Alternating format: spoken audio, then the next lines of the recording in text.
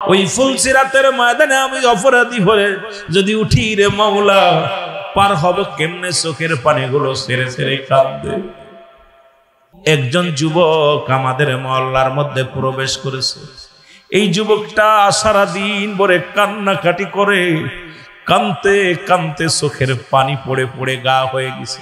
এই যুবকটা শুধু কান্দে আর বলে আল্লাহ। যেমন আদম আলাইহিস সালাম কেঁদেছিল, বলেন রব্বানা যালামনা আনফুসানা ওয়া ইল্লাম তাগফির লানা ওয়া তারহামনা লানাকুনান্না মিনাল খাসিরিন। আদম আলাইহিস সালাম ডাক দিয়ে বলে রব্বানা যালামনি, আমার আল্লাহ আমি জালিমদের অন্তর্ভুক্ত হয়ে গেছি, তুমি আমারে ক্ষমা করে দাও। জোরে বলো আল্লাহু আকবার। আর একটু জোরে বলো। আদম আলাইহিস সালাম চাইলেন, ক্ষমা চাইলেন, আল্লাহ আমি জালিমদের অন্তর্ভুক্ত হয়ে গেছি, আমারে ক্ষমা করে দাও। আর আমরা কত গুনাহ করি, এত অপরাধ করি, জিনা ব্যভিচার অন্যায়ের মধ্যে লিপ্ত আছি, কিন্তু ক্ষমা চাই না, বড় কষ্ট হয়। আজকে আমাদের চোখে পানি নাই, আমাদের চোখে পানি নাই, আমাদের অন্তর কাঁদে না। কিন্তু কখন যেন মরণ এসে যাবে। পৃথিবীর মধ্যে তিনটা বিপদ। নাম্বার 1 হলো মানুষের মরণ, নাম্বার 2 হলো কবর, নাম্বার 3 হলো কিয়ামতের ময়দান। এই মরণের কত রাজা, কত এমপি, কত মন্ত্রী, মুসলমান, কত নেতা, কত নেত্রী আসলে মুসলমান, কেউ দুনিয়ার মধ্যে নাই। আমি আপনি চলে যাব, দুনিয়ার মায়া ছেড়ে থাকা সম্ভব নয়। জোরে বলেন ঠিক কিনা?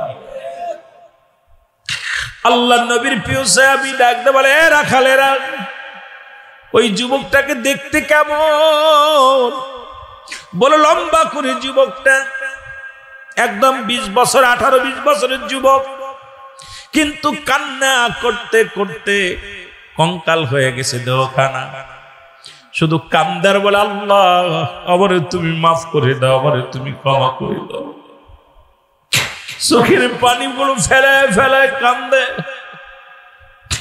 হযরত আবু বকর সিদ্দিক রাদিয়াল্লাহু তাআলা ডাকতে বলে, ও ভাই আমাকে লয়ে যাও, এই বুঝি আমার নবীর পাগল, এই বুঝি আমার আল্লাহর গোলাম। যে ব্যক্তি অন্যায় করে কান্দে, সারাদিন ভরে চোখের পানি ফেলে কান্দে, এই লোকটাই আমাদের সালাবা। আমারে নিয়ে যাও, সালাবার কদমে নিয়ে যাও। হযরত আবু বকর সিদ্দিক রাদিয়াল্লাহু তাআলা আনহু, হযরত আলী রাদিয়াল্লাহু তাআলা আনহু, দুজন মিলে কাফেলা করে দুজন চলে গেলেন। যা দেখে সালাবা ওই পাহাড়ের উপর বসে বসে কান্দে, আল্লাহ আমারে কি মাফ করা যাবে না? আল্লাহ আমারে মাফ করে দাও। এই দুনিয়ার মানুষের সামনে যদি বিচার হয়, আল্লাহ কোনো কষ্ট নাই, কিন্তু কবরে বিচার করো না, হাসরের ময়দানে আমারে বিচার করো না। আল্লাহ নবীর প্রিয় সাহাবী দূর থেকে ডাক দিয়ে বলে, সালামা রে, কোথায় রে আমার সালামা?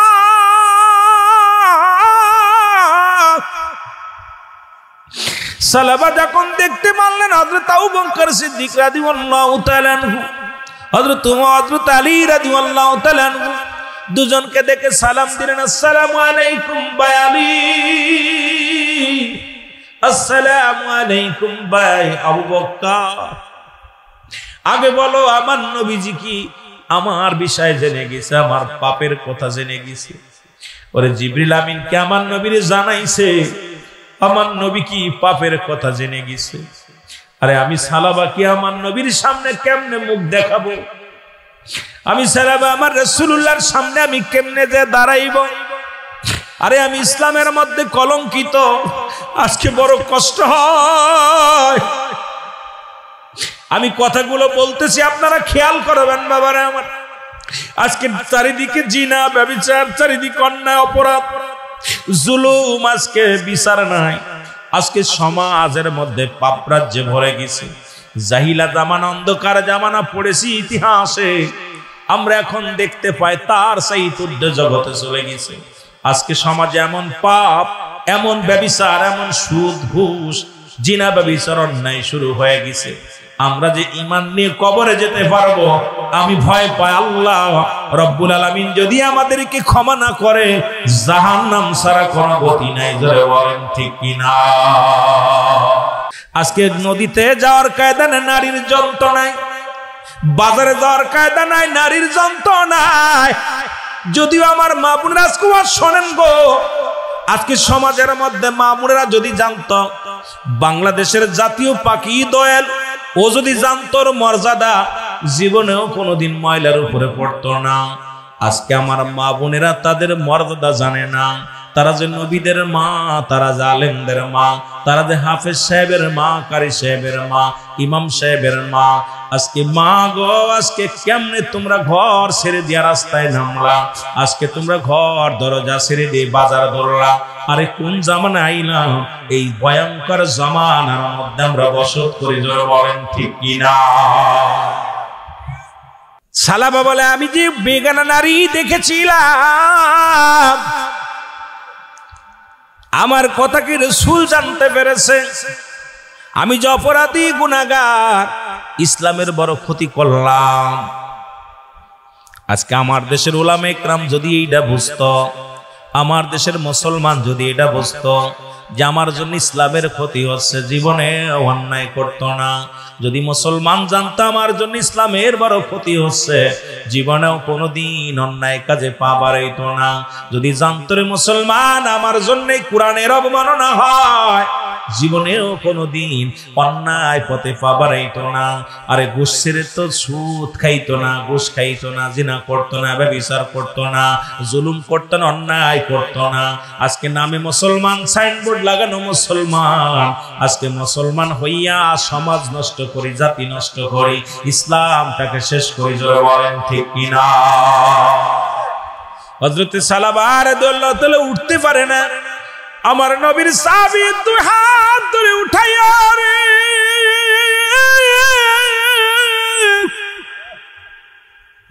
হাত দুটি ধরে রাসূলুল্লাহর কদমের মধ্যে নিয়ে গেছে গো। আমার নবী সালাবার দিকে বলে, সালাবা রে তুমি কোথায় গিয়েছিলে এতদিন? কোথায় তুমি গিয়েছিলা?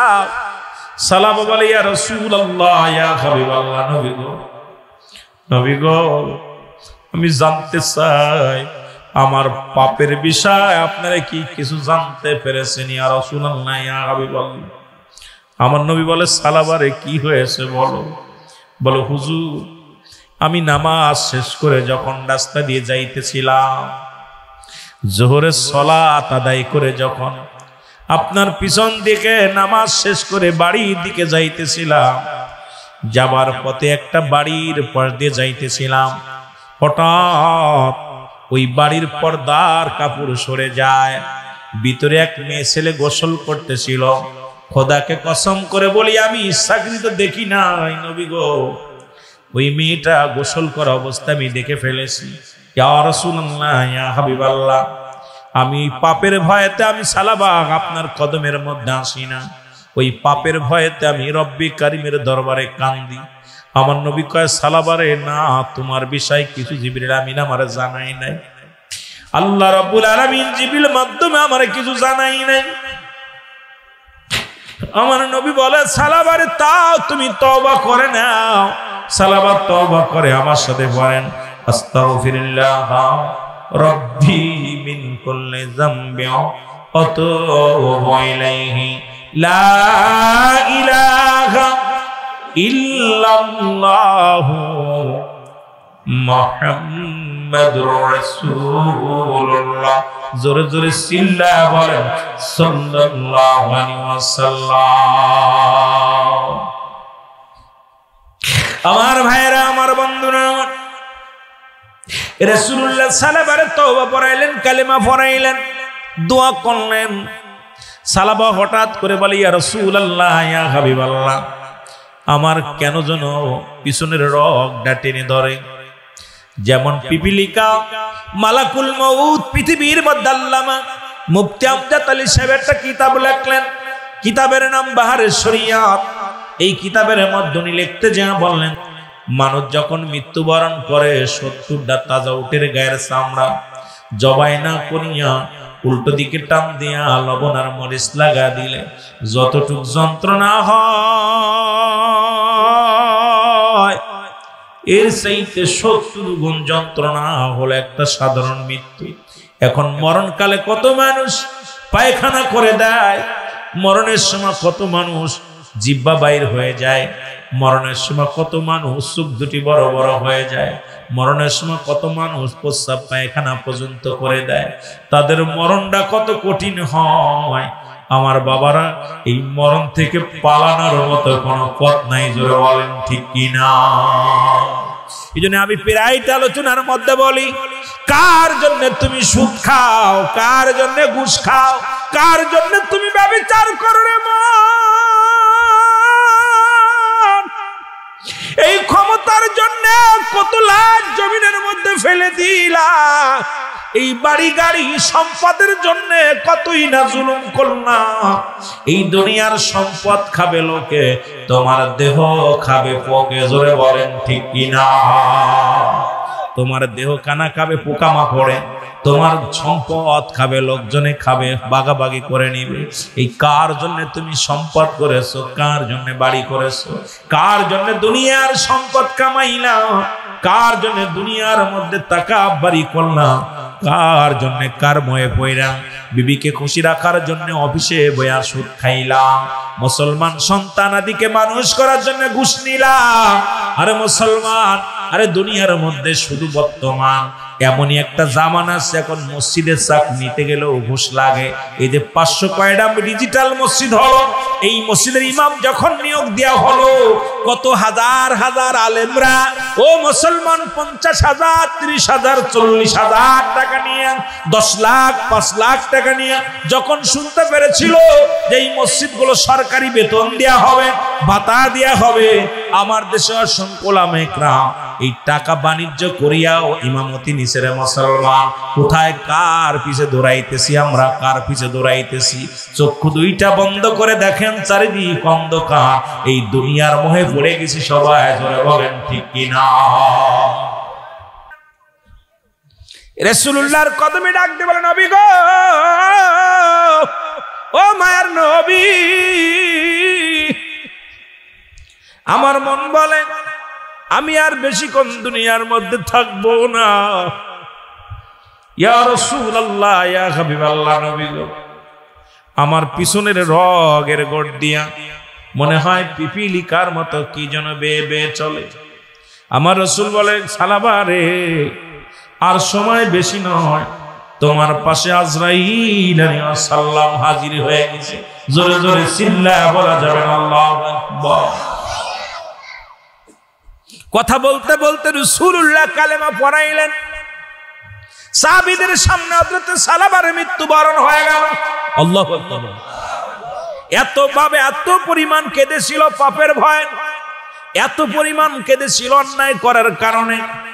এ দুনিয়ার মুসলমান কাঁদতে কাঁদতে দুনিয়া থেকে বিদায় হয়ে গেল।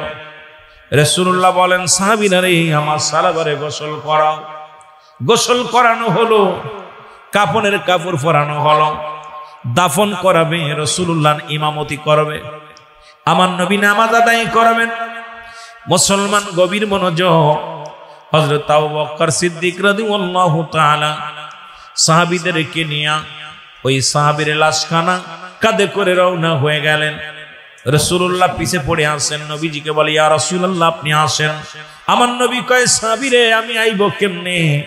কারণ এত পরিমাণ আসমান থেকে ফেরেশতারা জমিনের মধ্যে আগমন করেছে। কারণ আমার সালাবার জানাজায় অসংখ্য ফেরেশতারা জমিনের মধ্যে আগমন করেছে। জোরে বলেন মারহাবা। আর একটু জোরে। জিবরিল আমিন এসে বলে, ইয়া রাসূলুল্লাহ, ইয়া হাবিবাল্লাহ, আপনার সালাবার জন্য একটা নয়, দুটি নয়, রব্বুল আলামিন 8টা জান্নাত, একটা নয়, দুটি নয়, নবী গো, 8টা জান্নাত আপনার সালাবার জন্য প্রস্তুতি করে রাখছে। কারণ আপনার সালাব এত বড়, আপনাকে এত ভালোবাসে, ইসলামটাকে এত ভালোবাসে। ইয়া রাসূলুল্লাহ, ইয়া হাবিবাল্লাহ, একটা মনের অজান্তে ভুল করে জীবনটারে কোরবানি করে দিছে, কিন্তু দুনিয়ার কোনো মায়ায় পড়ে নাই, দুনিয়ার কোনো লোভ লালসার মধ্যে পড়ে নাই। ও যুবক, ইহা দ্বারা প্রমাণ হয় জিনা ব্যভিচার তো দূরের কথা, মুসলমান ওই বেগানা নারী দেখার কারণে যদি আল্লাহর নবীর সাহাবীরা এভাবে কাঁদতে পারে, আমাদের কি সেই ইসলামের মধ্যে থাকার দরকার আছে কিনা? রাসূলের সাহাবী, উনি রাসূলুল্লাহর কাছে চারটা জিনিস প্রিয় ছিল। নাম্বার 1 হলো নামাজ। জোরে বলেন কি? আর একটু জোরে বলেন কি? আমাদের কাছে 1 নাম্বার প্রিয় নামাজের দরকার আছে কিনা? জোরে বলেন আছে কিনা? 1 ওয়াক্ত নামাজ কাজা দিলে 80 হুতবা পরিমাণ জাহান্নাম, যার 1 হুতবা পরিমাণ হলো 2,88,00,000 বছর। আমার ভাই হযরত দাউদ আলাইহিস সালামের সুন্দর একটা আলোচনা করে গেলেন যে মানুষ থেকে বানর হয়ে গেল, 3 দিনে হায়াত পেল শুধু রব্বে কারীমের হুকুম অমান্য করার কারণে। আর 5 ওয়াক্ত উনি উদাহরণ দিলেন, কত সুন্দর কথাগুলো বললেন। ও মুসলমান শুনে নাও, কারণ 1 ওয়াক্ত নয়, 2 ওয়াক্ত নয়, 5 ওয়াক্ত নামাজ আমার রব্বুল আলামিন আমাদের জন্য ফরজ করেছে। এই নামাজের দরকার আছে কিনা? আদায় করার দরকার আছে কিনা? 1 নাম্বার হলো নামাজ। 2 নাম্বার রাসূলুল্লাহর কাছে পেয়েছিল তার উম্মতগণ। মারহাবা বলেন, আস্তে নজরে কইবেন। আজকে মুসলমানের সঙ্গে মুসলমানের মিল নাই, আজকে কারুর লগে কারুর মিল নাই, এক দলের লগে আরেক দলের মিল নাই। ও মুসলমান, এক পীরের লগে আরেক পীরের মিল নাই, এক বক্তার লগে আরেক বক্তার মিল নাই। বড় কষ্ট লাগে অন্তরের ভিতরে, কি জামানা এসে গেলাম, এমন একটা জামানার মধ্যে আসলাম। রাসূল বলছে আমার কাছে 2 নাম্বার প্রিয় হলো আমার উম্মতগণ। আজকে আমার নবী আবার বলে গেছে এমন একটা জামানা আসবে যে জামানার মধ্যে মানুষ মানুষকে হত্যা করবে, সে নিজেও জানে না আমি কেন তারে মারছি, আর যে ব্যক্তিকে মারা হচ্ছে সে নিজেও জানে না আমি কি অপরাধে মার খাচ্ছি। ঠিক এমন একটা জামানা আসবে। কোন জামানা? জোরে বলেন কোন জামানা? শেষ জামানা। নবী বলছেন যে এমন একটা জামানা আসবে, এই জামানা আমি আপনাকে মারছি, আমি নিজেও জানি না আপনি কিসের জন্য আপনাকে মারছি, আর আপনি মার খাচ্ছেন কিসের জন্য আপনি নিজেও জানেন না। ঠিক সেই জামানা আসছে আমাদের মধ্যে। আবার দেখলাম তিরমিজি শরীফের মধ্যে মুসলমান 3952 নম্বর হাদিসের মধ্যে রাসূল বলছে শেষ জামানার উম্মতের মধ্যে একদল বাইর হবে যারা নিজেরাই মূর্তি পূজারি করবে, অন্য কেউ মূর্তি পূজারের জন্য উৎসাহিত করবে। এরা মুসলমান নামে মুসলমান থাকবে, কামে তারা মূর্তি পূজারি হয়ে যাবে। জোরে বলেন ঠিক কিনা? হয়তো অনেকের গায়ে পড়বে, তবে আমি আমার কথা না, এটা মুসলমান তিরমিজি শরীফের হাদিস। হাদিস নাম্বার হলো 3952 নম্বর হাদিসের মধ্যে রাসূল বলছেন আমার উম্মতের মধ্যে একদল নিজেরা মূর্তি পূজা করবে, মূর্তি পূজা করবে আর অন্যকে উৎসাহিত করবে। আজকে দুই চোখ দিয়ে আমরা প্রাণ করে দেখতেছি আমার দেশে অসংখ্য দাড়িওয়ালা, টুপিওয়ালা, পাঞ্জাবিওয়ালা নিজেরা মূর্তি পূজারি শুরু করেছে। জোরে জোরে চিল্লায় বলেন ঠিক কিনা? এখন দেখি ইমানের চাইতে ভোটের দাম বেশি। 3 নাম্বার রাসূলুল্লাহর কাছে প্রিয় ছিল, 3 নাম্বার তার বিবিগণ। কি ছিল? জোরে বলেন 3 নাম্বার কি? একটু জোরে বলেন না। 3 নাম্বার প্রিয় ছিল তার বিবিগণ। আজকে আমাদের কাছে তার নিজের বউ ভালো লাগে না, অন্যটা ভালো লাগে, এটা বড় দুঃখজনক ব্যাপার। সবচেয়ে বড় কষ্ট লাগে আজকে মুসলমান দেখা যায় আজকে অন্য ভাইয়ের সম্পদ আমরা নিয়ে যাচ্ছি, বেগে নিয়ে যাচ্ছি। আজকে নিজের সম্পদ মনে করে অন্য ভাইয়ের সম্পদ নষ্ট করতেছি। মুসলমান বড় কষ্ট হয়। রাসূলুল্লাহর কাছে 3 নাম্বার পেয়েছিল তার বিবিগণ।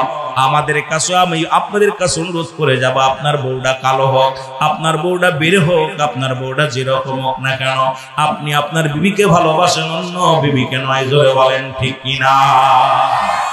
যেহেতু রাসূলুল্লাহর কাছে 3 নাম্বার পেয়েছিল তার বিবিগণ, আজকে যারা মাহফিল আছেন অনুরোধ করবো, হাতে ধরে বলবো ডানে বামে তাকানোর সময় নেই। যারা বিবাহ করেছেন আজ থেকে নিজের বিবিটার সময় দিবেন, নিজের বিবিরে ভালোবাসবেন, নিজের বিবির সঙ্গে মুসলমান ভালো ব্যবহার করবেন, সুন্দরভাবে রাখবেন, তারে পর্দায় রাখবেন, ইসলামের বিধান অনুযায়ী তারে চলাবেন। বাজার ঘাটে নিবেন না, বেপর্দায় চলাফেরা করাবেন না, ইসলামের নিয়ম কানুন মেনে চলাইবেন। দুনিয়ার মধ্যে শান্তি আর শান্তি চলে আসবে। ধরে বলেন ঠিক কিনা? কষ্ট পাচ্ছেন নি? আমার মা চাচিরা আইছে, অনেক আইছে। এই জন্য ইসলাম মুসলমান রাসূলুল্লাহর কাছে 4 নাম্বার পেয়েছিল সুগন্ধি জিনিস। কি জিনিস? নবী সুগন্ধি জিনিস ভালোবাসতেন। আমি আপনাদের হাতে ধরে বলে যাই, আজ থেকে প্রতিজ্ঞা করব, যারা গাজায় টান দিব না, বিড়িতে টান দিব না, মদে টান দিব না। আমার যুবক ভাইয়েরা যারা আছেন, আমি করজোরে দাবি করে যাব আপনাদের কাছে, আজ থেকে প্রতিজ্ঞা করব ইয়াবা খাবো না। আজ থেকে প্রতিজ্ঞা করব মদ পান করব না, জুয়া খেলবো না, দুনিয়ার যত অন্যায় কাজ আছে সব ছেড়ে দিব, আর সিগারেটে টান দিব না, বিড়িতে টান দিব না। আজ থেকে প্রতিজ্ঞা করব, আজ থেকে সুন্দর হালাল জিনিস সেইটা আমরা ব্যবহার করব, হারামকে পরিত্যাগ করব। রাজি আছেননি? জোরে বলেন রাজি আছেননি? তাহলে যুব সমাজের আজকে টাকা খরচ করা সার্থক হবে। আর এক নজর দেখে ফেলছে, দেখা পর উনি তওবা করে, যাহারে আমি কি পাপ করলাম, আমি কি অন্যায় করলাম। আমার রাসূল যদি জানতে পারে আমি নবীর সাহাবী হইয়া আজকে বেগানা নারী চেহারা দেখে ফেললাম, আমার রাসূল যদি জানতে পারে, আমার আল্লাহ যদি জিবরিলের মাধ্যমে জানায়া দেয় আমার নবীরে, আরে আমি মুসলমান হইয়া কেমনি এত বড় অন্যায় করলাম, আমি বেগানা নারী চেহারা দেখে ফেললাম, আমি তো মুসলমান হয়ে অত বড় অন্যায় কাজ করলাম। সঙ্গে সঙ্গে বলে, না না, আমি রাসূলুল্লাহর সামনে আর যাব না। আমার রাসূল যদি জানতে পারে, কষ্ট পাবে রে, যেহেতু আমার নবীজি পর্দার বিধানের ওয়াজ করেছে, পর্দার বিধান নিয়ে আলোচনা করেছে, আমিও শুনেছি। সুতরাং এখন আমি কি করব? আমার মারা যারা আলোচনা শুনতেছেন তারাও খেয়াল করবেন, বাবারা যারা আছেন সবাই খেয়াল করবেন, আমার বাবারা। এবার সালেমান রাসূলুল্লাহর পিছে চলে গেলেন, না নামাজ না পড়ে উনি বন জঙ্গলের দিকে রওনা হয়ে গেলেন। কিছুদিন অতিবাহিত হয়ে গেল। মুসলমান জিবরিল আমিন এসে বলে, ইয়া রাসূলুল্লাহ, ইয়া হাবিবাল্লাহ, আপনার প্রিয় সাহাবী, যুবক সাহাবী সালাবা আজ কতদিন হলো আপনার পাশে নামাজ পড়তে আসে না, আদায় করতে আসে না। হুজুর তার দিকে একটু লক্ষ্য করেন। আমার রাসূলুল্লাহ কি করলেন? সালাম ফিরাইয়া বললেন, আমার সাহাবীরা রে, তোমরা কেউ কি বলতে পারো আমার সালাবার খবর বলতে পারো? তোমরা কি আমার যুবক সাহাবীর খবরটা জানো? সাহাবীরা বলে, হুজুর আমরা কেউ তো বলতে পারি না, আজ কয়েকটা দিন দেখি আপনার প্রিয় সাহাবী আসে না, নামাজে আসে না। কারণ প্রতি ওয়াক্ত নামাজে 5 ওয়াক্ত সালাত উনি জামাতের সঙ্গে আদায় করত, কিন্তু আজ কয়েকটা দিন পার হয়ে গেল, তাকে তো আর খোঁজ পাই না, খবর পাই না। আমার নবীজি বলেন, খবর নাও, কোথায় আমার আবু বকর, কোথায় আমার ওমর, কোথায় আমার ওসমান, কোথায় আমার আলী, তাড়াতাড়ি আয়, আমার সালাবার খবর নাও। 2 জন করে কাফেলা করে দিলেন, 2 জন তুমি যাও, 2 জন যাও জঙ্গলের দিকে, পাহাড়ের দিকে যাও, আর 2 জন যাও শহরের দিকে, খুঁজে বাহির করো। কারণ না জানি শত্রুপক্ষ আমার সালাবারে দুনিয়া থেকে বিদায় করে দিয়েছে, শত্রুপক্ষ না জানি আমার সালাবারে বিদায় করে দিয়েছে। কারণ সালাবার কোনো খবর কেউ বলতে পারে না। খবর নেওয়ার জন্য রওনা হয়ে গেলেন, কোথাও পায় না। পাইতে হযরত আবু বকর সিদ্দিক রাদিয়াল্লাহু তাআলা আনহু উনি খবর পাইলেন, এই পাহাড়ি অঞ্চলে একজন যুবক, তরতাজা একজন যুবক আছে। এই যুবকটা কান্দনগত সাহাবী, শুধু কান্দে, চোখের পানি ফেলায় কান্দে। আমার ভাইরা, আমার বন্ধুরা, আমরা পাপ করলে তো হাসি, আর এমন একটা ডিজিটাল বাংলাদেশে বাস করতেছি, এখন যে যত অন্যায় করে তার অত ডিমান্ড বাড়ে, যে যত পাপের রাজ্যে ভরে গেছে সেই বড় ক্যাডার হয়। এই বাংলাদেশে এমন একটা অবস্থান দাঁড়িয়েছে, ইসলামের আইন নাই, কোরআনের আইন নাই, যার মন মতো চলা শুরু করেছে। আমার রাসূল কয়, এমন একটা জামানা আসবে, ওই জামানা ভয়ঙ্কর। আল্লাহ নবী আল্লাহ কয়, অমিনান নাস, মানুষের মধ্যে মায়াকুল, তারা বলবে আমান্না, তারা ঈমান আনছে, বিল্লাহি, আল্লাহর প্রতি, ওয়াল আখিরাত, কিয়ামতের প্রতি বিশ্বাস স্থাপন করছে। ওমাহুম বিমুমিনিন।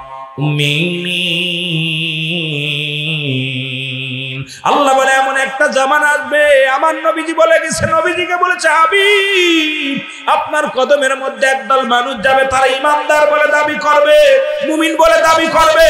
আজকে বাংলাদেশে দেখি অসংখ্য অসংখ্য মানুষ ইসলামের দোহাই দেয়, নামাজ পড়ে না, দাড়ি টুপি আছে কিন্তু নামাজের দিকে যত্নবান নয়, ইসলামের দিকে যত্নবান নয়, ইসলামের বিধানের দিকে যত্নবান নয়।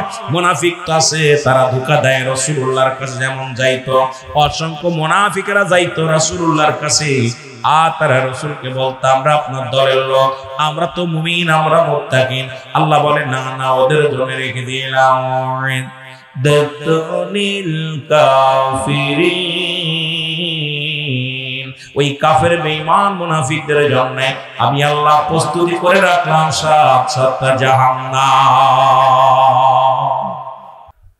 আমার নবী মুসলমান শুনে নাও, ডাক দিলেন। ১ নম্বর সেনাপতি হযরত হুযায়ফা রাদিয়াল্লাহু তাআলা আনহু, জোরে বলেন মারহাবা। উপস্থিত সাহাবীরা তাকায় দেখে সাহাবী খানে নাই। উপস্থিত যত মুসল্লি আছে এর মধ্যে ওই সাহাবী ওখানে উপস্থিত নাই। নবীজি নাম ঘোষণা করলেন, লিখে দিলেন, পত্রের মধ্যে লিখে দিলেন ৩ জন সাহাবীর নাম। নবী বলেন আমার ১ নম্বর সেনাপতি, এই যুদ্ধের ময়দানে আমি হুযায়ফার নাম ঘোষণা করলাম। জোরে জোরে চিল্লায় বলা যাবে না মারহাবা।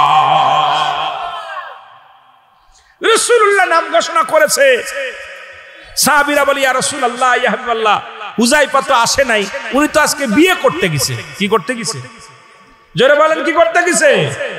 বিয়ে করতে গেছে। এই তো হুজুর, বিয়ে হবে, সন্ধ্যার আগে বিয়ে হবে হুযায়ফা। আরবের মক্কা মদিনার সর্বোচ্চ সুন্দরী নারীর সঙ্গে হুযায়ফার বিবাহ হবে। মারহাবা বলেন না। রাসূলুল্লাহ চিঠির মধ্যে লিখে দিলেন, হুযায়ফা রে, আমি তোমার নবী রাহমাতুল লিল আলামিন, আগামীকাল হুনাইনের যুদ্ধ হবে, ফজরের নামাজ বাদে কাফেলা সারা হবে। আমি তোমার নাম সেনাপতির নাম ১ নম্বরে লিখলাম, ইতি তোমার নবী রাহমাতুল লিল আলামিন। চিঠি লিখে দিলেন। চিঠিখানা নিয়ে এক ইহুদি রাতে দিলেন, যাও হুযায়ফার কাজ দাও। হুযায়ফা বিয়ের মঞ্চে বসিয়া, বিয়ে কমপ্লিট, একদম বিয়ে হয়ে গেছে। বাকি শুধু দোয়া করা, একটু বৃষ্টি বিতরণ করা, দোয়া হবে, আখিরি মোনাজাত হবে। এমন সময় চিঠিখানা গেলেন, চিঠিখানা হুযায়ফা রাতের মধ্যে দিলেন। হুযায়ফা রে, এই নাও, রাসূলুল্লাহ চিঠি পাঠাইছে, চিঠিখানা হাতের মধ্যে নিয়ে হুযায়ফা পড়লেন, আমার হুযায়ফা রে, আগামীকাল হুনাইনের যুদ্ধ শুরু হবে, আমি তোমার ১ নম্বর সেনাপতি বানাইলাম। হুযায়ফা রে, ইতি তোমার নবী রাহমাতুল লিল আলামিন। জোরে জোরে চিল্লায় বলেন সুবহানাল্লাহ। হযরত হুযায়ফা রাদিয়াল্লাহু তাআলা চিঠিখানা হাতের মধ্যে নিয়ে একটু চিৎকার মেরে বলে, ইয়া রাসূলুল্লাহ, ইয়া হাবিবাল্লাহ, নবী গো,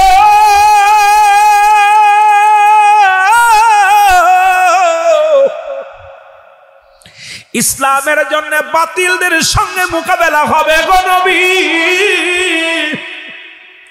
বাতিলের সঙ্গে হকের ফয়সালা হবে নবী গো।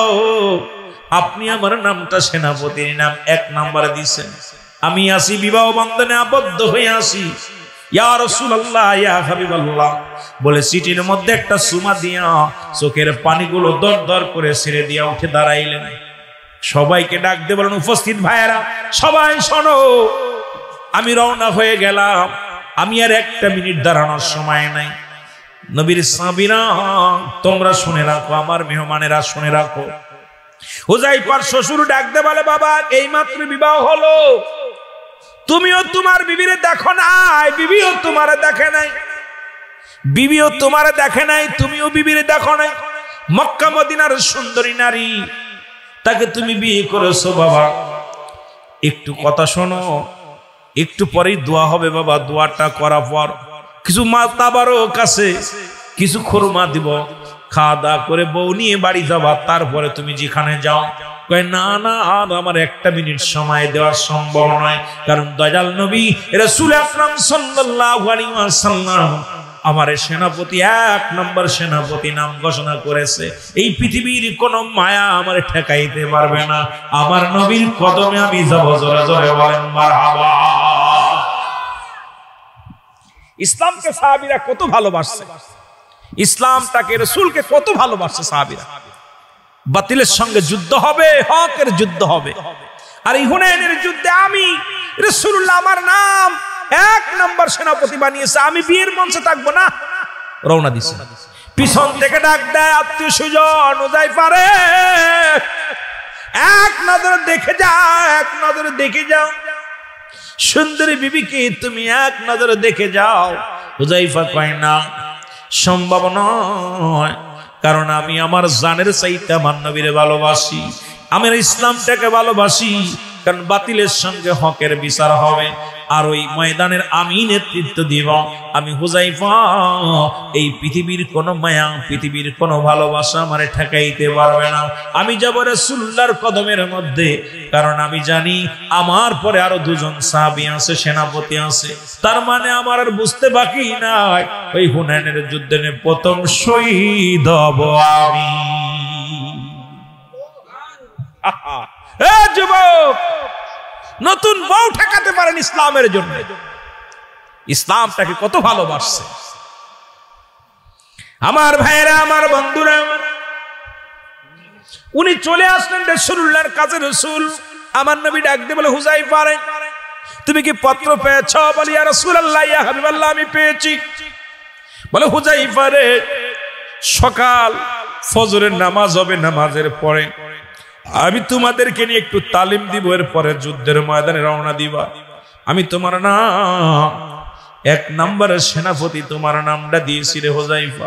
হুযায়ফা বলে ইয়া রাসূলুল্লাহ, ইয়া হাবিবাল্লাহ আমি ইসলামের জন্য আমি কবুল করে নিয়েছি। ইয়া রাসূলুল্লাহ, ইয়া হাবিবাল্লাহ আমি আমার জীবনের চাইতে আমি ইসলামটাকে ভালোবাসি, আমি আমার জীবনের চাইতে আপনাকে ভালোবাসি, আমি আমার জীবনের চাইতে এই দুনিয়ার মধ্যে আল্লাহর বিধানটাকে ভালোবাসি, এই দুনিয়ার মধ্যে আমার জীবনের চাইতে সত্য ইসলামটাকে আমি ভালোবাসি। ইসলামের কলুষিত, ইসলামকে কলুষিত করবে, ইসলামটাকে ধ্বংস করবে এমন কারোর মোকাবেলা কোন বাপের পেটা নয়, এমন কোন ব্যক্তি নয়। আমি হুযায়ফা জীবিত থাকতে ইসলামের গায়ে কলঙ্ক লাগাবে। ইয়া রাসূলুল্লাহ, ইয়া হাবিবাল্লাহ আমি হুযায়ফা যাব যুদ্ধের ময়দানে, জোরে বলেন মারহাবা। ইসলামটাকে কত ভালোবাসছে তারা, নবীর সাহাবীরা রাসূলকেও যেমন ভালোবাসছে, রাসূলের বিধানটাকে, ইসলামের বিধানটাকে এতভাবে আঁকড়ে ধরছে, জীবনের মায়া, জীবনের পরোয়া করে নাই। জোরে বলেন না মারহাবা। আমার ভাইরা, আমার বন্ধুরা, আমার হযরত হুযায়ফা কি করলেন? যুবক উনি কি করলেন?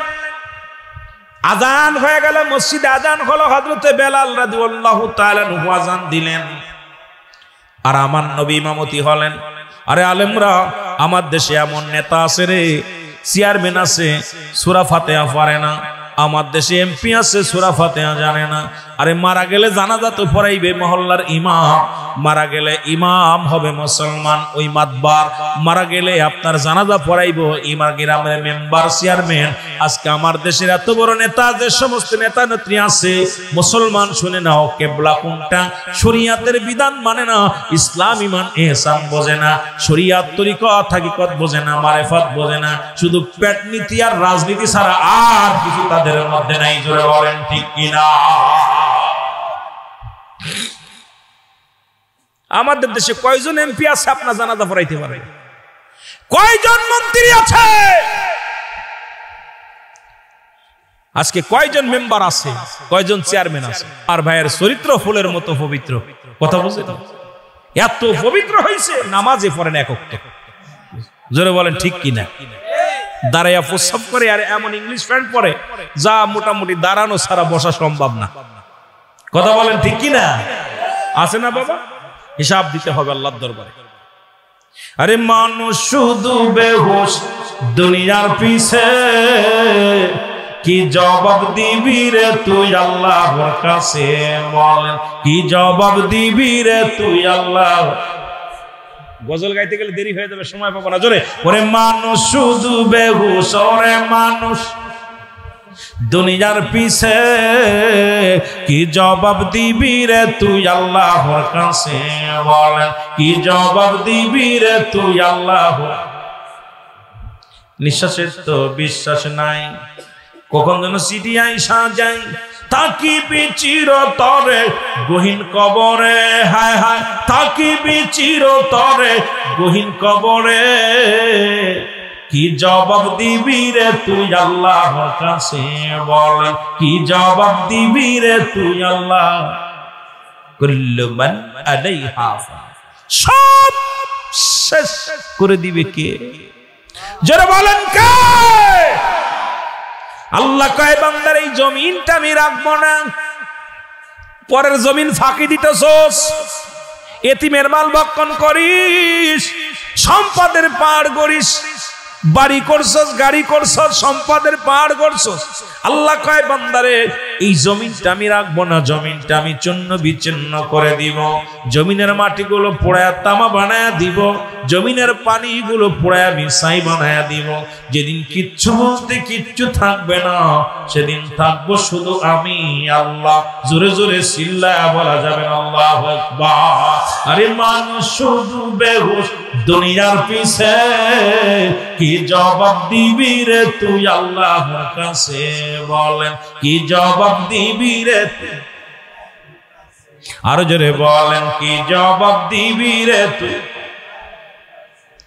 যেদিন ফুরাইবে হায়াত, যেদিন ফুরাইবে হায়াত, হবে কবরের জিন্দেগি তার, থাকবি চিরতরে, থাকবি চিরতরে সীতায় পড়ে, কি জবাব দিবি রে তুই আল্লাহর কাছে বলেন, কি জবাব দিবি রে তুই আল্লাহ?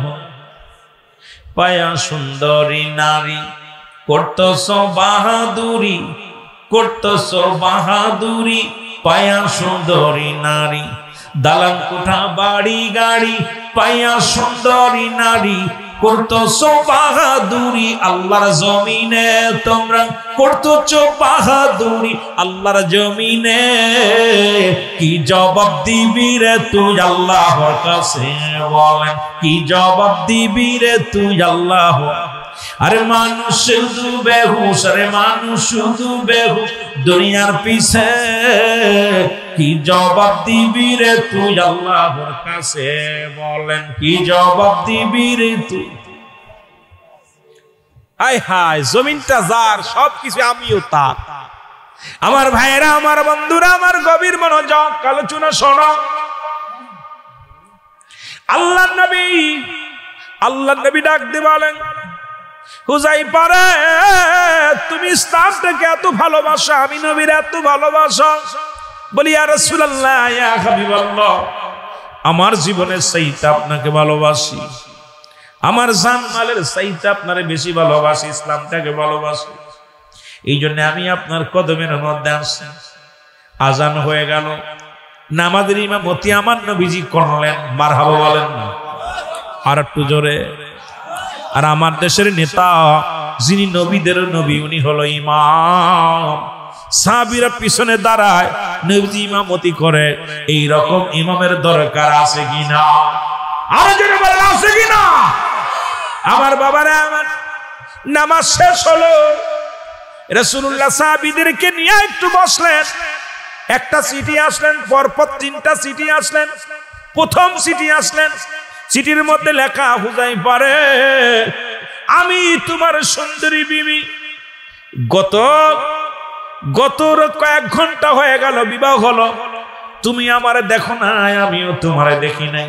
হুযায়ফা রে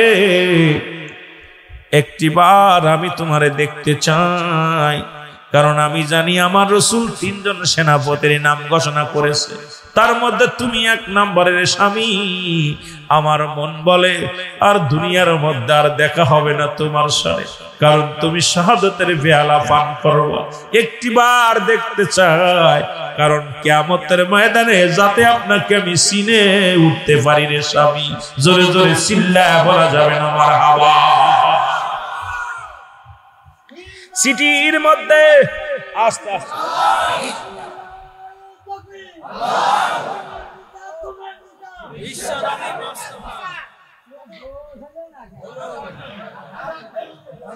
আল্লাহ আপনারে কবুল করুক। স্পিরিট আছে, যুবক জৈবনের গান পড়ছি তো, একটা যুবক পাইছি, যুবকটা ভালো আছে, দাঁত পড়ছে, তারপরে আওয়াজ আছে, কথা কইতে নিবা বুড়ো বয়স বুড়ো মানুষ আর কালা মানুষ জান্নাতে যাবে না ওর মধ্যে উনি একজন কথা কইতে নি আর ওয়াজ করে বক্তাও যাবে না জান্নাতে আপনিও যাবেন না ঠিক না কথা কই না আহা রাগ করেন না আল্লাহ পাক যাদের জান্নাতি দিব সব যুবক হয়ে যাইবে 18 বছর যুবক 16 বছরের যুবতী হইব কালা মানুষ বেয়া মানুষ নোংরা মানুষ এগুলো দিব না জান্নাতি মানুষ দিব সুন্দর মানুষগুলো সব জান্নাতি আমলের দ্বারা সুন্দর হয়ে যাবে মারহাবা বলেন মারহাবা বলেন দাদা আবার মনে মনে কইতে পারে আরে এত জোরে তাকবীর দিলাম আমার জান্নাত দিব না কি তা হইল রে কথা কইতেন নিবা হুযায়ফা রাদিয়াল্লাহু তাআলা চিঠির উত্তর দিলেন বিবি রে তুমি আমার মায়ার বাঁধনে বাঁধায় আটকায়ও না আমি আমার নবী রাহমাতুল লিল আলামিনের কদমের মধ্যে হাজির হয়েছি আমি যতক্ষণ পর্যন্ত জীবিত থাকবো আমার রাসূলের কদম মোবারকের মধ্যে থাকবো আমারে তুমি পিছনে আর ডেকো না রে বিবি আমারে ক্ষমা করে দিও দেখা হবে কিয়ামতের ময়দানে জোরে জোরে চিল্লায়া বলা যাবে না মারহাবা চিঠিখানা নিয়ে গেলেন আবার চিঠি আসলেন চিঠির মধ্যে লেখা বিবি লেখলেন স্বামীরে জীবনে আপনাকে কোনো মায়ার জালে বাঁধাবো না শুধু আপনাকে আমি একটা নজর দেখবো আপনাকে আপনি আরব আমি মক্কা মদিনার সুন্দরী নারী আমিও আপনাকে দেখি নাই আপনিও আমাকে দেখেন নাই একটা নজর শুধু আপনারে দেখবো ইয়া আমার স্বামী মন চায় একবার আপনারে দেখার জন্য চিঠির মধ্যে লিখে দিলেন বিবি রে সম্ভব নয় আমারে তুমি ক্ষমা করে দিও দেখা হবে হাসরের ময়দানে জোরে জোরে চিল্লায়া বলা যাবে না মারহাবা তৃতীয় চিঠি আসলেন বিবি রে ও বিবি চিঠি লিখলেন স্বামী রে আমি যদি আপনাকে চিনতে না পারি দুনিয়ার মধ্যে আখিরাতে চিনবো কেমন করে আপনি আসেন শুধু আপনার সঙ্গে আমি দূর থেকে এক নজর আপনাকে দেখব কোনো ভালোবাসা দিব না কখনো আমি আপনাকে আদর ডাকবো না সোয়াগ করব না আমি আপনাকে আলিঙ্গন করব না শুধু দূর থেকে একটা নজর আপনাকে দেখব চিঠির উত্তর লিখবেন চিঠির উত্তরখানা দিলেন বিবি রে ও বিবি আমি এমন একটা কদমের মধ্যে আছি যার কদমের মধ্যে থেকে আমার জীবনটা ইসলামের জন্য কুরবানি করার জন্য প্রস্তুতি নিছি রে বিবি আমার আর দুনিয়ার জিন্দেগি দেখো না দুনিয়ার কোনো মায়ার মধ্যে আমারে ফেলো না ইতি তোমার স্বামী জোরে জোরে চিল্লা বলা যাবে না মারহাবা রাসূল সাল্লাল্লাহু আলাইহি সাল্লাম তাকায় দেখে রাসূল তো সব দেখতেছেন সাহাবী কি করতেছে তিনটা নবীর বলে হুযায়ফা বলে জি হুজুর দেখলাম একটা লোক তিনবার আসলো তিনবার বিদায় নিল কারণটা কি হুযায়ফা বলে ইয়া রাসূলুল্লাহ ইয়া হাবিবাল্লাহ নবী গো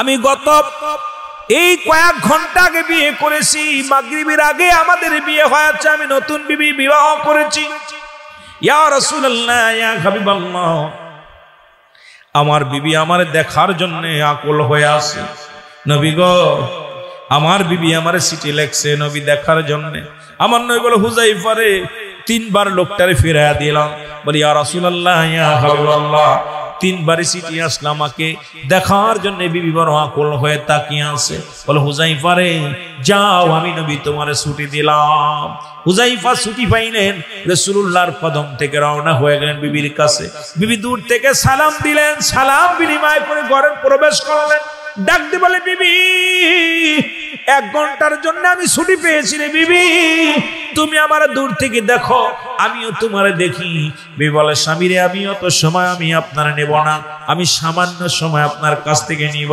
সেই সময়টা হলো শুধু আপনার দুখানা পায়ের মধ্যে 2টা চুমা দিব আপনার 2টি হাতের মধ্যে 2টা চুমা দিব আর 2 রাকাত নামাজ আমি আদায় করব রে স্বামী এই 2 রাকাত নামাজ দুজনে একই যায় নামাজের মধ্যে বয়া দুজন নামাজ আদায় করো স্বামী বলেন দুজন নামাজ ওযু করলেন উত্তম রূপ ওযু করে 2 রাকাত নামাজ পড়লেন করলেন। নামাজ পড়িয়া বিবি ডাক দে কয়, স্বামী রে, আমি আপনার কাছে দাবি করব, আজকে দোয়াটা আমি করব, আপনি করবেন না। আপনি আমার নবীর প্রিয় সাহাবী, আজকে আপনার কাছে আমি একটু চাইব, সেটা হলো আপনি আমি যখন দোয়া করব, আপনি হাত উঠায় আমার সঙ্গে শুধু আমিন শব্দ ব্যবহার করবেন, আর কোনো কিছু বলবেন না। আমি যা বলবো আপনি আমিন শব্দ করবেন। হুযায়ফা বলে, বিবিরে ঠিক আছে, তুমি হাত উঠাও। সঙ্গে সঙ্গে হাত উঠায়া দিছে। হাত উঠায়া চোখের পানি ছেড়ে দেখতে বলে, রব্বে কারীম,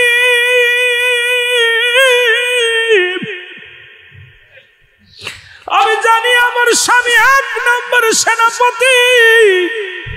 ওরে আমার রাসূল যেহেতু আমার স্বামীর পরে আরো 2 জনের নাম ঘোষণা করেছে রে, আমি জানি আমার স্বামী নিশ্চিত শাহাদাতের পেয়ালা পান করবে। আল্লাহ, আমি বিধবা হয়ে যাব, জীবনে কোনোদিন কোনো পুরুষের চেহারা দেখি নাই। আল্লাহ, আমি আমার স্বামীর সঙ্গে জীবন কাটাতে চাই।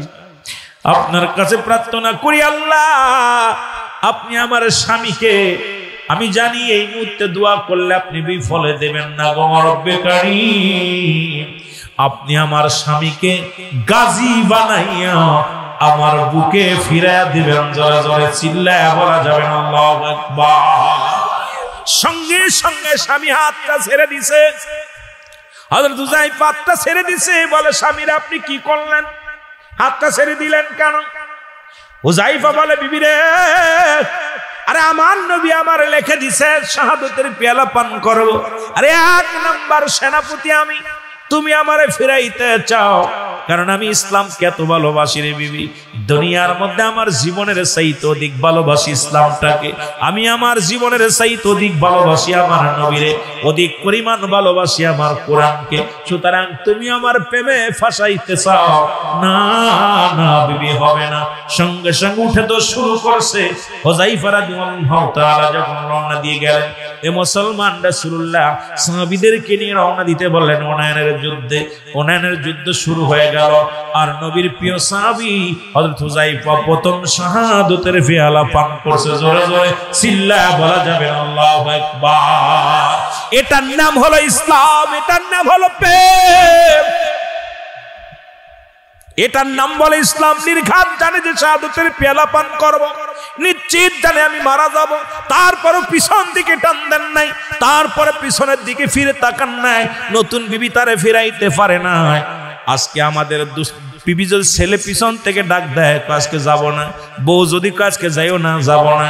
ওরে মুসলমান, এগুলো বন্ধ করো, ইসলামের জন্য রাস্তায় নেমে যাও, কোরআনের জন্য রাস্তায় নেমে যাও। কারণ এই কোরআনটার মধ্যে মুসলমান এই কোরআনটাকে চিরতরে বিদায় করতে চায়। ইহুদি নাসারা খ্রিস্টান যারা আছে তারা চায় কোরআনটাকে, এই কোরআনটাকে যদি শেষ করে দিতে পারি, কোরআনের বিধান যদি শেষ করে দিতে পারি, কোরআনের আইন যদি ভঙ্গ করতে পারি, কোরআনের আইন যদি বাদ করে দিতে পারি, নিজের ইচ্ছা মতো সব কিছু করতে পারবো, নিজের ইচ্ছা মতো চলতে পারবো। কোরআন কিন্তু মুসলমান, পৃথিবীর মধ্যে কোরআন এমন একটা বিধান যা রব্বুল আলামিন এই দুনিয়ার মধ্যে যত পড়বে ততই তার মর্যাদা, কত যত পড়বে ততই তার মর্যাদা। এই কোরআনের পৃথিবীর মধ্যে এই কোরআনের একটা হরফ পড়লে 10টা নেকি। পৃথিবীর মধ্যে এমন কোন কিতাব নাই যা পড়লে নেকি আছে, কিন্তু এই কোরআনের এত দাম। এই কোরআনুল কারীমের মধ্যে একটা মুসলমান একটা কাবার লাগানো থাকে, কাবারের মধ্যে সুমতি শুধু কোরআনের জন্য। আজকে মুসলমান শুনে নাও, ওই যে এত খাট দেখবেন কত সুন্দর সুন্দর রেখে আছে, এইটার টেবিলের পর যদি কোরআন থাকে, টেবিলের মধ্যে সুমা দিই, টেবিলকে সালাম করি, শুধু কোরআনের খাতিরে ওই রেহেল দেখবেন ছোট্ট এক টুকরা কাঠ আছে, এই কাঠের উপরে কোরআন রাখার কারণে রেহেলের দাম বেড়ে গেছে, কাঠ টুকরার দাম বেড়ে গেছে। এই কোরআনের এত দাম, এই কোরআন যার মধ্যে থাকবে রব্বুল আলামিন এই দুনিয়াতেও ইজ্জত দিবে, পরপারেও তারা ইজ্জত পাবে। যারা বলেন ঠিক কিনা?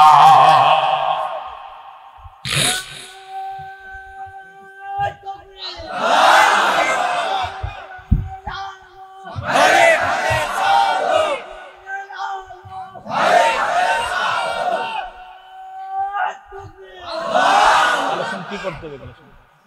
একটু মহব্বতের সঙ্গে দুরূদ শরীফ পড়েন। আল্লাহুম্মা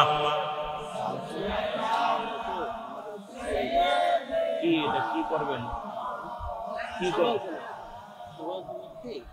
টাকা খালি অন্য কিছু নগদ না ভালো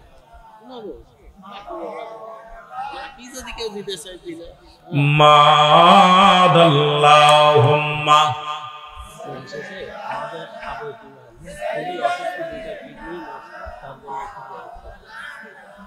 ওয়াদায়ানি সাইয়্যিদিনা।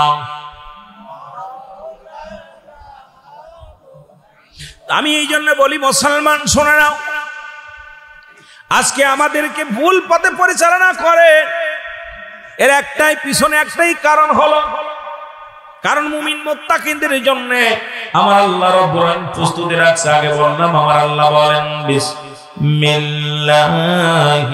রাহমানির রাহিম উইদ্দাতুল মুমিনিন। আল্লাহ বলে মুমিনদের জন্য মুত্তাকিনদের জন্য একটা নয় দুটি নয় 8টা জান্নাত প্রস্তুতি করা আছে।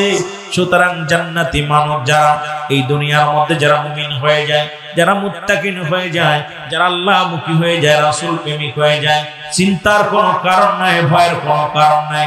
রব্বে কারীম একটা নয় দুটি নয় শুভ সংবাদ দিলেন, 8টা জান্নাতের শুভ সংবাদ দিয়েছে। কয়টা জান্নাতের? জোরে বলেন কয়টা? কাদের জন্য? মুমিনদের জন্য। এখন মুমিন হওয়া লাগবে, ইমানদার হওয়া লাগবে। ইমানের মাপকাঠি বর্তমান পরীক্ষা শুরু হয়েছে, বর্তমান মুসিবতের জামানা, বিপদের জামানা, গজবের জামানা। ও দুনিয়ার যুবকেরা শুনে নাও, আর যুবক বয়সে যদি একবার আল্লাহ বলে ডাকতে পারো আমার রব্বে কারীম, রব্বে কারীম সবচেয়ে বেশি খুশি হয়ে যাবে। আমি আপনাদের অনুরোধ করে যাব এই দুনিয়ার মধ্যে বেশি বেশি রব্বে কারীমকে ডাকবেন, বেশি বেশি রব্বের আল্লাহ আমার আল্লাহকে ডাকবেন। কারণ বেশি দিন আপনি তখন যেন দুনিয়া থেকে বিদায় হয়ে যান, যে কোনো মুহূর্তে চলে যেতে পারেন। আমার যুবক বন্ধুরা, পৃথিবীর মধ্যে আসার একটা সিরিয়াল আছে, যার কোনো সিরিয়াল নাই। দেখা যায় বাবার কাঁধে সন্তানের লাশ,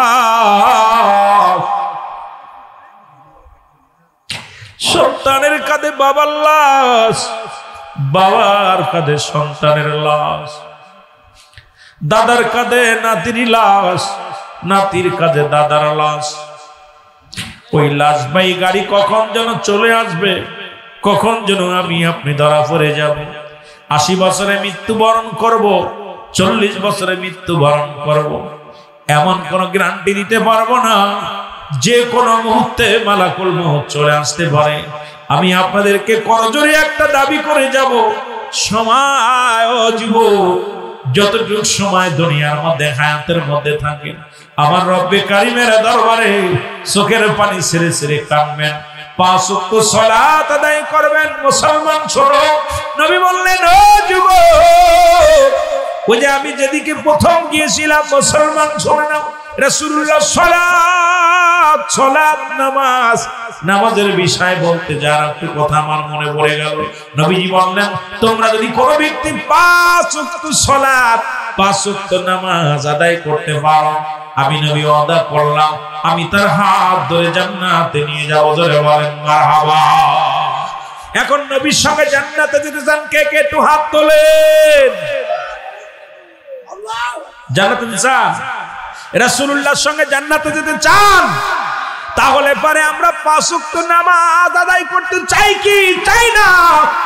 আরো জোরে বলেন, চাই কি চাই না? 5 ওয়াক্ত নামাজ আমরা আদায় করব। নামাজ সমস্ত খারাপ কাজ থেকে বাঁচায়। কাফের এবং মুসলমানদের জন্য পার্থক্য হলো নামাজ। পার্থক্য কি? জোরে বলেন নামাজ। আরো জোরে বলেন নামাজ। যেটা পুরুষের জন্য কোনো মাপ নাই, মহিলাদের জন্য মাপ আছে, আমার মা বোনদের জন্য মাপ আছে, কিন্তু পুরুষের জন্য কোনো মাপ নাই। আমার যুবকেরা, নামাজ নামাজ, সালাত সালাত, এই নামাজের কথা আমার নবীজি নামাজের জন্য নবীর কাছে প্রিয় ছিল। নামাজ আমি 4টা বিষয়ে কথা বলেছিলাম, ওদিকে আমি আবার একটু আগাবো। আমার বাবারা, আমার নামাজের কথা বললেন, নবীজি বললেন আমি নবী ওয়াদা করলাম, আমি নবী কথা দিলাম, যে ব্যক্তি 5 ওয়াক্ত সালাত 5 ওয়াক্ত নামাজ সঠিকভাবে সুন্দরভাবে আদায় করতে পারবে, জামাতে বা ওয়াক্তে মতো আদায় করতে পারবে, আমি নবী তার হাত ধরে জান্নাতে নিয়ে যাব। নবীর এক সাহাবী, সবচাইতে গরীব সাহাবী, নাম হলো আব্দুল্লাহ আনসারী। নাম হলো কি নাম? এজন্য বলেন নাম কি? আব্দুল্লাহ আনসারী। এত বড় গরীব সাহাবী, এত বড় গরীব মানুষ আপনাদের শোলকুপার জমিনে নাই, কুষ্টিয়ার জমিনে নাই, এই পর্বত এলাকার মধ্যে এত গরীব সাহাবী নাই। নবীর জামানায় সবচাইতে গরীব সাহাবী নাম হলো আব্দুল্লাহ আনসারী। নাম কি? জোরে বলেন নাম কি? আব্দুল্লাহ আনসারী। আব্দুল্লাহ আনসারী বাড়ি গেলেন, বিবি ডাক দিয়ে কয়, ও স্বামী, আপনি ওয়াজের ময়দানে গেছিলেন, ওই ওয়াজ বক্তা কি কি ওয়াজ করছে একটু বলেন। আজকে আপনাদের যাদের বিবি আসে নাই, যদি বিবি জিগায়, স্বামী রে সিদ্দিকী সাহেব আসছিল, সাইফুল্লাহ সাহেব আসছিল, কি ওয়াজ করছে একটু বলো। কোন কিছু শুনি নাই, কারণ আমরা তো খেয়াল করি না, কান দিই না, আমরা ওয়াজ শুনি না। কিন্তু নবীর সাহাবীদের বিবিগণ অপেক্ষায় থাকতো যে রাসূলুল্লাহর কদমে গেছে, কোন ওয়াজটা শুনে আসে, কোন ওয়াজটা, এই ওয়াজগুলো আমাদের জানার দরকার। অপেক্ষায় থাকতো রাসূলুল্লাহর সাহাবীরা বিবিগণ। সুবহানাল্লাহ বলেন। সাহাবীর বিবিগণ অপেক্ষায় থাকতো, আর আমাদের বিবিগণ অপেক্ষায় থাকে। মাহফিলে তাবারক পাইছেনি, মাহফিলতে বাদাম আনছনি, মাহফিল থেকে পটেটো আনছনি, মাহফিল থেকে কি হাদিয়া আনছো, এ মা শোনো, তুমি আগে জিগাইবা আমার স্বামী মাহফিলে গেলেন, আমার বক্তাগণ কি ওয়াজ করছে, হিদায়াতমূলক কোন ওয়াজ করছেনি, কোন নামাজের ওয়াজ করছেনি, পর্দার ওয়াজ করছেনি, ভালো কথা শোনাইছেনি। এই কথাগুলো আমার মা বোনেরা শোনে না। জোরে বলেন শোনে? এগুলো শোনে না। কিন্তু আব্দুল্লাহ আনসারী স্বামী বিবি ডাকতে বলে, স্বামী আমার রাসূলুল্লাহ কি ওয়াজ করছে একটু বলেন। কয় আমার রাসূল ওয়াজ করছে, যে ব্যক্তি 5 ওয়াক্ত নামাজ 5 ওয়াক্ত সালাত 5 ওয়াক্ত নামাজ সালাত সময় মতো ওক্ত আদায় করতে পারবে, আল্লাহ নবী তার হাত ধরে জান্নাতে নিবে। জোরে বলেন মারহাবা। আর একটু জোরে বলো মারহাবা। আল্লাহ নবী বলা পর, আল্লাহ নবী সাহাবী বলা পর বলে, স্বামী জীবনে আপনার কাছে কোনো দাবি কাপড় চাই না, আপনার কাছে দুনিয়ার কোনো অর্থ চাই না, সম্পদ চাই না, আপনি একটু সময় করে দিবেন, আমি আপনার বিবি, আমিও যেন 5 ওয়াক্ত সালাত 5 ওয়াক্ত নামাজ সময় মতো ওক্ত মতো আদায় করতে পারি। জোরে বলেন মারহাবা। আল্লাহর নবীর পিছে নামাজ পড়ে সাহাবী, প্রতি ওয়াক্ত 5 ওয়াক্ত সালাত নামাজ আদায় করে। নবী সালাম ফিরে, আসসালামু আলাইকুম ওয়া রাহমাতুল্লাহ, আসসালামু আলাইকুম ওয়া রাহমাতুল্লাহ। রাসূল সালাম ফিরে দেখেন আনসারী নাই, দেখে নবীজি পিছনে নামাজ পড়ে আনসারী, কিন্তু আনসারীকে দেখতে পাই না। আমার নবী ডাক দিয়ে বলেন, সাহাবীরা রে, আমার আনসারী প্রতিদিন নামাজে আসে, প্রতিদিন নামাজে আসে, কিন্তু নামাজ শেষ করে আনসারী পাগলের মতো ছুটে চলে যায়। আনসারী কোনো কি হয়েছে তোমরা বলতে পারো? সাহাবীরা বলে, হুজুর নিশ্চিত দুনিয়ার কোন প্রেমে পড়েছে, নিশ্চিত কোন দুনিয়ার কোন। এই রকম অসংখ্য মুনাফিক আছে। ইসলামের মধ্যে মুসলমান ইসলামের মধ্যে থাকে, চিন্তা করি না ভালো না ওইটাই ভালো। ইসলামের মধ্যে থেকে কি পাইলাম, কি আসলো? আমার মুসলমান বাবারা, আমার ভাই তাফসীর করছে, ইসলামের আবিধানিক শাব্দিক অর্থ 82টা, 80 থেকে 82টা, একটা নয় দুটি। ইসলাম মানে আত্মসমর্পণ, ইসলাম মানে নিজে না খেয়ে অন্যরে খাওয়ানো, ইসলাম মানে নিজে না ঘুম অন্যরে গম পাড়ানো, ইসলাম মানে নারীর সতীত্ব ফাড়া দিয়া, ইসলাম মানে স্যারেন্ডার করা। এইরকম 80 থেকে 82টা শাব্দিক অর্থ আছে। এক ইসলামের উপরে যদি আলোচনা হয় রাত কেটে যাবে। ইসলামের এই 80টা 82টা শাব্দিক অর্থ যদি বলা হয়, আমার ভিতরে আপনার ভিতরে কয়টা আছে সব পরিষ্কার হয়ে যাবে। আমরা কিছু মানি, কিছু মানি না। জোরে বলেন ঠিক কিনা? আমার ভাইরা, আমার বন্ধুরা, আমার হযরতে সালাবার খবর পাইলেন, হযরত আবু বকর সিদ্দিক রাদিয়াল্লাহু তাআলা খবর পায়া চলে গেলেন। আমাদের ওই পাহাড়ি অঞ্চলে একজন যুবক, কেমন একজন পাগল যুবক আছে রে। ওই যুবক শুধু সারা দিন ভরে কান্দে। ওই কান্দনগত যুবক, যার কান্না শুনিয়া আমাদের পশুগুলো খানা ছেড়ে দিছে, যার কান্না শুনিয়া আমাদের পশুগুলো খানা ছেড়ে দিছে, ওই পাগলটা সকাল বেলা নেমে আসে পাহাড়ের উপরে, আর সন্ধ্যা যখন লেগে যায় পাহাড় থেকে নেমে গুহার ভিতরে ঢুকে যায়। ডাকতে বলে, বাবু বক্কার রে, আমরা তো সালাবারে চিনি না, তবে একজন যুবক আমার জীবন আমার মরণ আমার জিন্দেগি কবুল করো ওহে মাওলা আমার বন্দেগি। বলেন কবুল করো ওহে মাওলা আমার বন্দেগি। বলো আমার জীবন আমার মরণ আমার জীবন আমার মরণ আমার জিন্দেগি কবুল করো ওহে আল্লাহ আমার বন্দেগি। বলো কবুল করো ওহে আল্লাহ আমার বন্দেগি। লা ইলাহা